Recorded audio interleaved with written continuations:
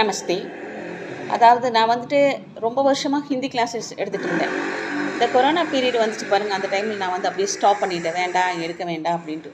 இப்போ கூட நான் வந்து நினைப்பேன், ஸ்கூல் குழந்தைகளுக்கெல்லாம் கேட்பாங்க, நிறைய பேர் கேட்பாங்க. சின்ன சின்ன குழந்தைகளுக்கெல்லாம் லெட்டர்ஸ் எல்லாம் சொல்லிக் கொடுங்க அப்படின்ட்டு. ஆனால் அந்த அளவுக்கு குழந்தைகளை சின்ன குழந்தைகளை வச்சுட்டு பார்க்குறதுனா ரொம்ப சிரமம். அதனால் நான் வந்து வேண்டாம், ஒரு 4th ஸ்டாண்டர்ட் முடிச்சிருந்தாங்க கூட பரவாயில்ல, அந்த மாதிரி தான் ஃபீல் பண்ணேன். இப்போ யார் வேணால் வந்து ஹிந்தி படிக்கலாம். பட் ஆனால் அதுக்காக ரொம்ப சின்ன எல்கேஜி, யூகேஜி குழந்தைக்கெல்லாம் என்னால் எடுக்க முடியாது. அதுதான் உண்மை. நான் என்ன சொல்கிறேன்னா, 2 in 1 மாதிரி பேரண்ட்ஸ் ஆகிய நீங்கள் வந்து ஹிந்தி படிச்சுட்டா உங்கள் குழந்தைகளை சொல்லிக் கொடுக்கலாம். நீங்களும் படித்த மாதிரி இருக்கும். அவங்களுக்கு நினச்ச நேரம் சௌரியத்துக்கு சொல்லிக் கொடுக்கலாம். எங்கிட்ட கொண்டு வந்து விடணுங்கிற அவசியம் கிடையாது. ஸோ அதனால் பிராத்மிக்லேருந்து பிரவீன் வரைக்கும் கிளாஸஸ் எடுக்கலான்ட்டு இருக்கேன்.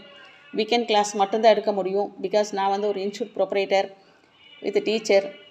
ஸோ டைப்ரைட்டிங் தான் எனக்கு ரொம்ப முக்கியம். இருந்தாலும் நம்ம படித்த படிப்பு மறக்கக்கூடாது அப்படிங்கிறதுக்காக நான் வந்து மறுபடியும் ஹிந்தி கிளாஸ் ஸ்டார்ட் பண்ணுறேன். கண்டிப்பாக என்னால் நல்லா சொல்லிக் கொடுக்க முடியும் அப்படிங்கிற நம்பிக்கையெல்லாம் இருக்குது. எதில் கால் வச்சாலும் அதில் நம்ம வந்து சைன் பண்ணணும். நல்ல டீச்சர் அப்படிங்கிற ஒரு பேரை வந்து வாங்கணும். அதான் என்னோடய ஆசை எல்லாமே.